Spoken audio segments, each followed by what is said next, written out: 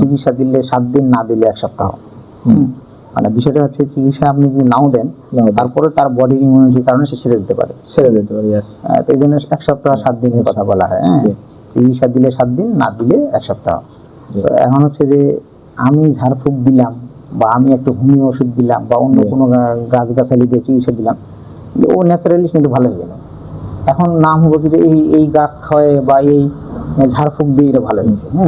তাহলে এই যে একটা অন্ধবিশ্বাস মানুষের ক্ষেত্রে, সেই অন্ধবিশ্বাসটা মানে চলে আসে এবং এটা কুসংস্কার। তো সবচেয়ে বড় কথা হচ্ছে এই কুসংস্কারগুলো হলো আমাদের দেশে কিছু অসাধু লোক থাকে, তারা এটাকে মানে আশ্রয় করে পুঁজি করে তারা মানুষকে ধোঁকা দেওয়ার চেষ্টা করে। আসলে অ্যাকচুয়ালি বডির ইমিউনিটি যদি ভালো থাকে, চিকিৎসা না দিলেও এটা ভালো হয়ে যেতে পারে। আসলে বিষয়টা ওজার মতো হয়েছে আর কি স্যার।